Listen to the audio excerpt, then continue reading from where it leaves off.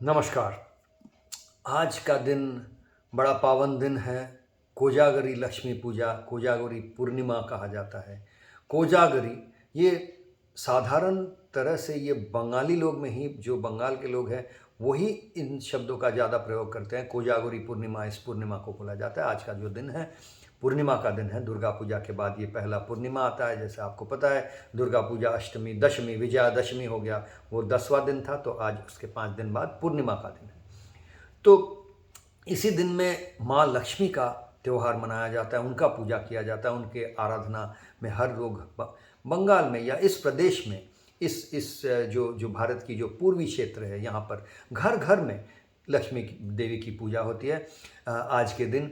वैसे बहुत भारत के और जगह में ये कुछ दिन बाद, जब दीपावली के साथ भी जुड़ा हुआ है, वहाँ भी होती है ये पूजा। पर आज के दिन इस क्षेत्र में बहुत होता है। हमारे बचपन से, क्योंकि हम जिस संस्कृति में पले हैं वहाँ पे ये बहुत बहुत ही एक आम बात थी कि हर घर में विशेष जो बंगला भाषी हैं उनके घर में ये आज के दिन लक्ष्मी की देवी की आराधना की जाती थी। उसके लिए सुबह से हम देखते थे दादी नानी जो भी, और फिर मेरे माता जी सब देवी के लिए भोग वगैरह बनाते थी, उपवास व्रत रखती थी, फिर उनका पूजा होता था, फिर सब खाते थे ऐसे। तो इसमें एक मान्यता जो है, अब ये समझना ज़रूरी है कि ये सब मान्यता देवी देवताओं की इस तरह से मूर्ति पूजा की मान्यता, ये तो वेदों में या गीता में भी हम नहीं देखते हैं, पर पौराणिक ये सब मान्यता है। पुराणों की जो कहानी है, इस कहानी के ज़रिए ये हमारे संस्कृति के अंदर आ गई है। बड़ा ही मनोरम संस्कृति है, बड़ा मनोरम, इसके पीछे बहुत अर्थ है। अर्थविहीन ऐसा कुछ बहुत लोग बोलते हैं ये सब अर्थविहीन है, ऐसा भी नहीं है। इसका अर्थ क्या है ये समझना, जो ऊपर जो चीज़ों को समझ रहे हैं, जो चिंतन कर रहे हैं, निराकार निर्गुण ब्रह्म की बात कर रहे हैं, वो भी चिंतन करके जब इन चीज़ों में क्या क्या है इनको समझे, तब मज़ा आती है। क्योंकि हमारा कर्मयोग फॉर 21st सेंचुरी का फिट फॉर लाइफ ये जो प्रोग्राम है, इसको पहले ही हम समझाएं, ये रेडिकली इंक्लूसिव है। ये हर चीज़ को साथ लेकर चलने का कोशिश करता है। तो हमारा जो एक तरफ जो निर्गुण निराकार इसका जो साधना है, निर्विकल्प का जो साधना है, यही मूल है। लेकिन उसमें हम किस तरह से ऐसे देवी देवताओं की पूजा आराधना को कैसे हम इंक्लूड कर लेते हैं, कैसे अपने अंदर ले लेते हैं, इसके बारे में आज हमारा सत्संग है। देखिए, आज के सत्संग से बहुत बहुत अहम बात पता चल जाएगा कि कहानी जो है पुराण से है, कौन सा पुराण से कैसे है, इतना मुझे सारा ज्ञान नहीं है। पर और शायद पुराण से नहीं, कहीं और से भी ये कहानी आया हो, ये इस वितर्क में मैं नहीं जा रहा हूँ। लेकिन प्रचलित यही है, यही देखते आ रहा हूँ कि हमारी संस्कृति में ये एक अहम पड़ाव है, ये चलते आ रहा है। तो कहाँ, और एक दिन से नहीं, ऐसा नहीं कि मेरे माताजी या मेरे दादी उन्होंने इसको सुना और करना शुरू किया। ये बहुत बहुत जनरेशन से ये एक परंपरा चलते आ रहा है। कितने दिनों से मैं वो भी नहीं कह सकता हूँ, लेकिन जितना समझ में आता है, जो पांचाली पढ़ा जाता है, इसमें जो कहानियाँ बोली जाती है, उसका जो उसमें ध्यान देने से समझा जाएगा कि हज़ारों साल से ज़्यादा पुरानी है ये। कहीं तो जब से हम लोगों का ये आज जैसे 2021 में हम लोग बैठे हैं, ये ख्रिस्टाब्द जो है, इससे भी पहले की बात है ये सब चीज़ें। तो बहुत बहुत दिनों से ये सब कहानियाँ चलते आ रही है। कैसे कहाँ तक पहुँच गई वो सोचना समझना बहुत ज़रूरी हो जाता है। तो देखिए, इसमें एक तो इस कहानी पे जाने के, लक्ष्मी पूजा की जो कहानी है, इस कहानी में जाने के पहले हम कर्मयोग के बारे में थोड़ा और समझ लें, क्योंकि कर्मयोग फॉर 21st सेंचुरी इसका ही फिट फॉर लाइफ प्रोग्राम है। ये जो साधना पद्धति है, इस साधना का पद्धति के ज़रिए ही हम आपके साथ ये संवाद कर रहे हैं। क्योंकि साधना नहीं हुआ है, आप अगर इसको सुनने के पहले हमारा जो अनुशीलन है, साधना है, वो नहीं किए हैं, तो इसका आपके लिए ये सिर्फ बस सुना हुआ बका हुआ थ्योरी ही रह जाएगा। जब तक आप इसका प्रैक्टिस नहीं करते हैं, इसका अनुशीलन नहीं करते हैं, आपको संपूर्ण तरह से अनुभव नहीं होता है, तब तक आप अनुभवी खिलाड़ी नहीं बन सकते हैं। तब तक आप कमेंटेटर वगैरह बन सकते हैं, खुद खिलाड़ी नहीं बन पाएंगे। तो इसी विषय में ये कहना है कि कर्मयोग का जो सिद्धांत है, जो दर्शन है या जो प्रैक्टिस है, उसमें उसको हम देखेंगे तो भगवत गीता तक भी चले जाए, उसके पहले से ही ये आ रहा है, पर उतना तक भी चले जाए तो हमको देखने को मिलेगा कि बहुत बार इसका जिक्र किया गया है। 2nd चैप्टर में ही भगवान श्री कृष्ण कह रहे हैं कि कर्माणि एव अधिकारस्ते माँ फलेषु कदाचन, यानी कि कर्म जो कर रहे हो उसको करने में तुम्हारा अधिकार ज़रूर है, पर उसका जो कर्म फल है, कर्म करने से जो फल निकलता है, वो उस पे अधिकार जताने का कोशिश नहीं करना। ऐसा नहीं समझना कि उसका जो फल है उस पे तुम्हारा अधिकार कभी भी नहीं है। तो ये सेकंड चैप्टर में बोल रहे हैं। आगे चलते चलते अब बहुत लोग इसको विशेषता आज के आधुनिक ज़माने पे जहाँ सब कुछ में what's in it for me, मतलब कोई भी काम कर रहा हूँ भाई इसमें मेरा क्या फ़ायदा है, फ़ायदे की बात बहुत आ गई है। तो फ़ायदे की दर्शन जहाँ पर आई है, फ़ायदे बेनिफिट्स, इस दर्शन, इस युगांतर के साथ इसकी जो जो अहमियत आ गई है, अब समझना बहुत दिक्कत होता है ऐसी बातों को भी। कर्म करो, फल में तुम अधिकार मत रखो। तो लेकिन बात यह है कि कर्मियों के बारे में ही इसके बाद और थर्ड चैप्टर आते आते और बेहतर तरीके से और गहराई पे जाके समझा रहे हैं भगवान श्री कृष्ण की भाई कर्म के साथ और जो जो प्रकृति है, प्रकृति के साथ क्रिया का क्या संबंध है। क्रिया यानी कर्म, पुरुष जो है, पुरुष क्रिया करता है। पुरुष यानी इंसान, नारी या पुरुष की बात नहीं हो रही है। इंसान या कोई भी जो जिसमें भी प्राण है, कोई प्राणी कोई भी कर्म करता है, उसके साथ जो प्रकृति, उसका संबंध क्या है। तो वो कह रहे प्रकृते क्रियमाणानि गुणे कर्माणि सर्वस्य। गुण ही कर्म को करवा रहा है। तो साधना के जरिए हम सब के अंदर, हर प्राणी के अंदर जो गुण आ जाता है, जो क्वालिटी आ जाता है, वो गुण का प्रकाश ही कर्म है। गुणे कर्माणि सर्वस्य, गुण ही कर्म है, गुण का प्रकाश ही कर्म है, बस और कुछ नहीं है। कर्म अलग से कुछ नहीं हो रहा है। तो और इसको और गहराई से समझा रहे हैं। अहंकार, अहंकार विमूढ़ात्मा कर्ता हमिति मन्यते, मतलब पूरा इस तरह से जाता है कि प्रकृते क्रियमाणानि गुणे कर्माणि सर्वस्य अहंकार विमूढ़ात्मा कर्ता हमिति मन्यते। मतलब असल बात तो ये है कि जो गुण है, गुण का प्रकाश ही कर्म है। गुण कहाँ से आ रहा है, पहले भी मैं समझाया हूँ कि साधना के जरिए आप अपने अंदर गुण का निवेश कर रहे हैं, गुण आ रहा है आपके पास। वो गुण का जो प्रकाश हो रहा है वही कर्म है, वही क्रिया है आपका। अहंकार में जो जो एकदम डूबे हुए हैं खुद के, मतलब विमूढ़ आत्मा, जो विमूढ़ है, मतलब जिसको जो निर्बुद्धि है, अहंकार से जो जो जिसको निर्बोध बना दिया है, अहंकार विमूढ़ आत्मा कर्ता हमिति मन्यते, अपने आप को कर्ता समझता है, सोचता है कि मैं ये काम कर रहा हूँ। तो मैं तो आप तो कुछ कर नहीं सकते। आपके अंदर जो गुण को आप समाये हैं वो गुण का प्रकाश हो रहा है। तो ये जब ऐसे बातें जब करते हैं तब समझ में आता है कि भाई फल के साथ क्या रिश्ता है वगैरह।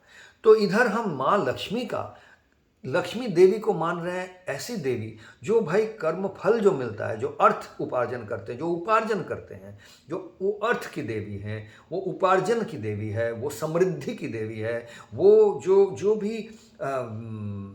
जो भी हमारे रिसोर्सेस है, मतलब सीधी तरह से आज की ज़माने की बात करें तो पैसे कौड़ी की जो आपकी अर्निंग्स है, आपकी जो उपार्जन है, ये इनकी देवी वो है। तो अब आप एक कोई धर्म की बात छोड़ दीजिए, अगर जहाँ पर कोई भी, अब हिंदू धर्म के अंदर भी बहुत सारे बहुत अलग अलग मान्यता वाले, हजारों अलग अलग मान्यता वाले लोगों को लेकर जो एक हिंदू धर्म बोला जा रहा है, जो सनातनी परंपरा से आज काफ़ी दूर भी आ चुके हैं शायद, लेकिन उसमें भी आप देखें तो उसमें जो माँ लक्ष्मी को बोला जा रहा है धन की देवी या समृद्धि की देवी, इसी तरह से जो आप अगर देखें कि कोई भी दूसरा धर्म पंथी को ले ले जो ऐसे देवी देवताओं को अगर ना भी मानते हो, इसके बारे में अवगत ही नहीं है, वहाँ पर भी आप जाके देख ले, ऐसा ज़रूर है वो जिसको भी मानते हैं, जहाँ भी जिनको भी अपने आराध्य ईश्वर मानते हैं, जिनसे जो भी मानते हैं कि जहाँ से सब कुछ आ रहा है,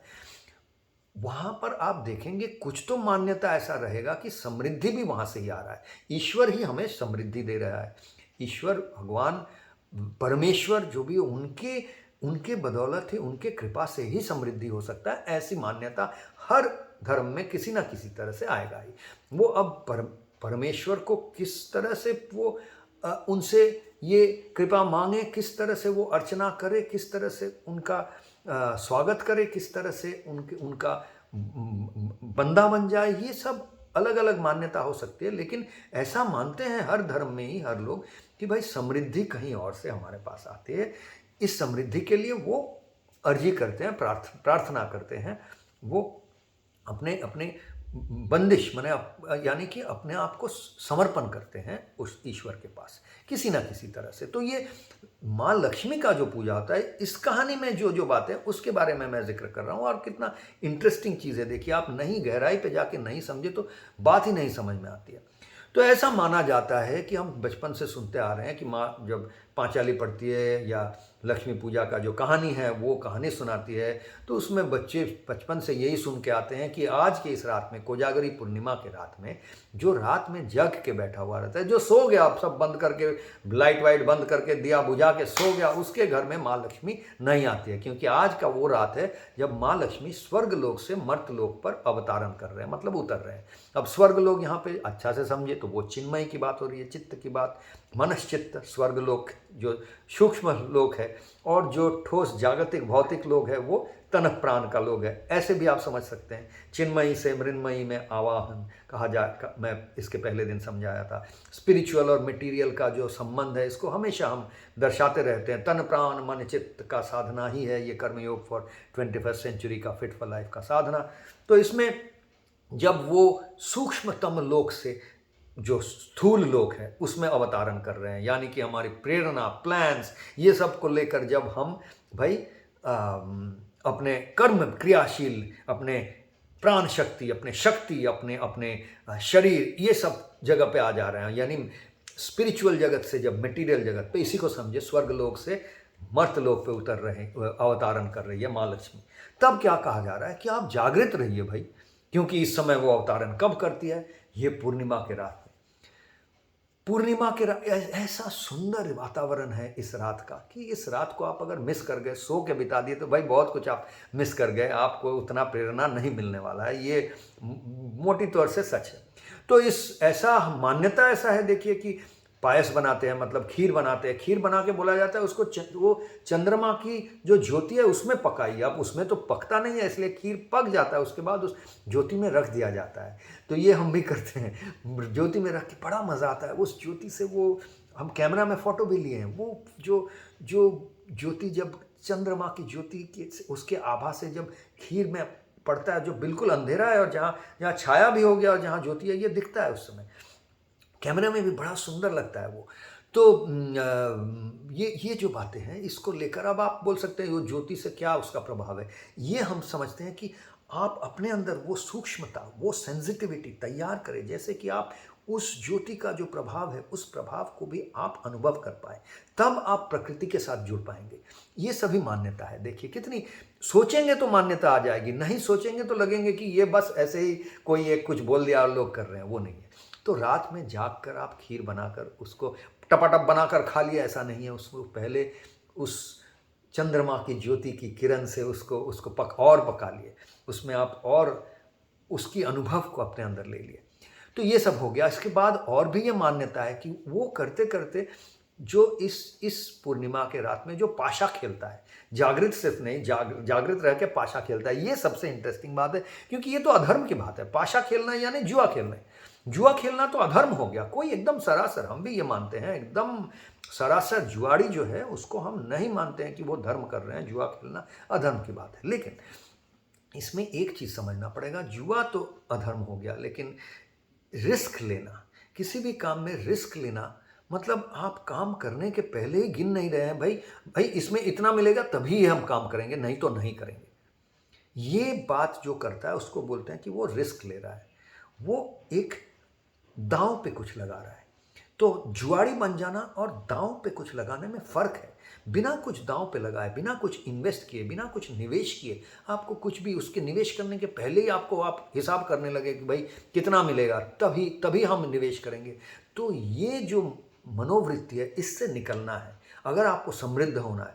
देखिए आज के जो समृद्ध देश है, जो पश्चिम के देश है, जहाँ इन सभी देवी देवताओं का संस्कृति नहीं है मानिए, वहाँ भी आज जब वहाँ के थॉट लीडर्स को, मैनेजमेंट गुरुज को लेकर आइए, तो वो भी कहेंगे कि रिस्क टेकिंग एबिलिटी, ये जो क्षमता है किसी में अगर रिस्क लेने का, तो वो बहुत समृद्ध होता है। ये एक समृद्धि का एक बहुत बहुत बड़ा एक गुण है, बहुत गुरुत्वपूर्ण, बहुत अहम एक गुण है, एक क्वालिटी है कि रिस्क टेकिंग एबिलिटी। तो ये रिस्क टेकिंग एबिलिटी यानी दांव पे लगाना। आप इसी चीज़ को देखिए, आप अगर जो हमारे देश की शिक्षा व्यवस्था को देखिए तो लक्ष्मी के साथ अब माँ सरस्वती आ जाती है। तो इसको सोच कर देखिएगा, शिक्षा व्यवस्था ऐसा हो गया है जहाँ से हमारा जो देश का एस्पिरेशन है यानी जो आकांक्षा है वो ये है कि हमें एक नौकरी मिल जाए। शिक्षा व्यवस्था का इसलिए लोग शिक्षा के मतलब स्कूल में कॉलेज में जा रहे हैं, भेजा जा रहा है, माँ बाप बच्चों को भेज रहे हैं, जा यार तुम जाओ, एक ऐसा बनो कि जैसे एक नौकरी मिल जाए। ये नौकरी का मतलब क्या हो गया कि भाई ऐसे काम करो कि महीने के अंत में एक एक इतना पैसा मिलेगा, भाई इतना तुमको जीविका मिलेगा, तभी काम करो, नहीं तो मत करो।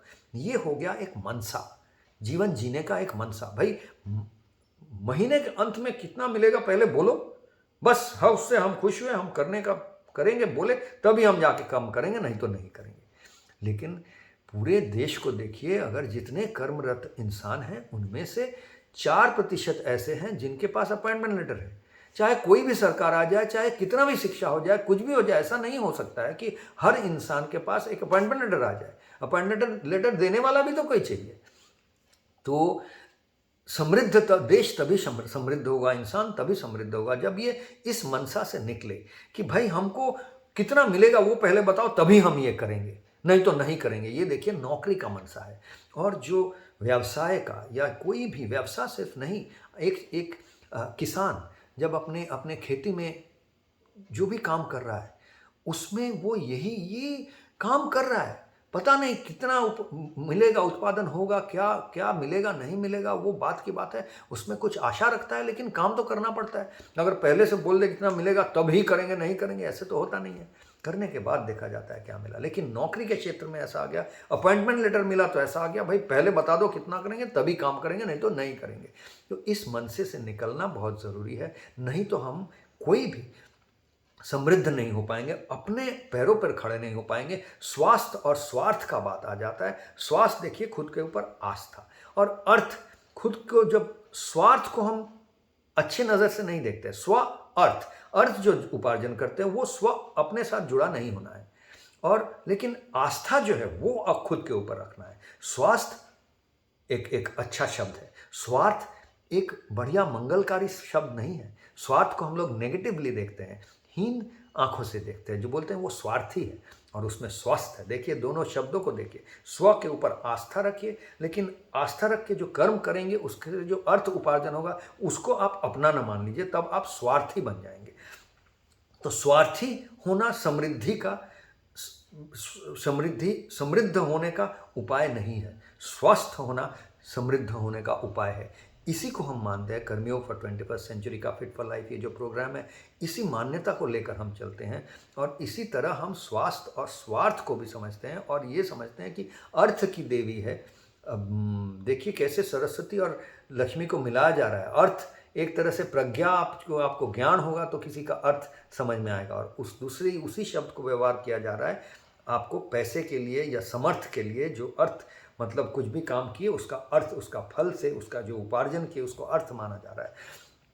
कैसे इन चीज़ों को जोड़ा जा रहा है, और कैसे जो पाशा खेलने का, दांव में लगाने का, जुआ खेलने का, वो जुआ नहीं है, लेकिन दांव में लगाने सीखिए, आप निवेश करना सीखिए। हर समय भाई पहले गिनेंगे कितना मिलेगा तब जाके काम करेंगे, इस भावना से निकल के जब हम अपने कुछ करेंगे तब हम अपने ऊपर आस्था होता है, तब हमें सही तरह से स्वास्थ्य मिलेगा। अगर हम स्वास्थ्य का पूजा कर रहे हैं, स्वास्थ्य पाने के लिए ये साधना में जुड़े हुए हैं, तो इतना समझिए कि आपको अर्थ जहाँ से आप रोजगार करना चाहते हैं वहाँ पे भी आप स्वावलंबी रहें। आप अपने ऊपर आस्था रखिए कि मैं अपने बल से ही कमाऊंगा। ऐसा नहीं कि महीने के अंत में कोई हमको एक चेक लिख कर देगा या हमारे सैलरी अकाउंट में इतना पैसा निवेश करेगा, डाल देगा, इसी के लिए मैं काम कर रहा हूँ, ये नहीं होना चाहिए। तो आज इसी वार्ता के साथ लक्ष्मी पूजा का दिन है, तो इसीलिए अर्थ के साथ जुड़कर, जीविका अर्जन करने के साथ जुड़कर हमारा सत्संग था। इन्हीं बातों के साथ समाप्त करता हूँ। नमस्कार।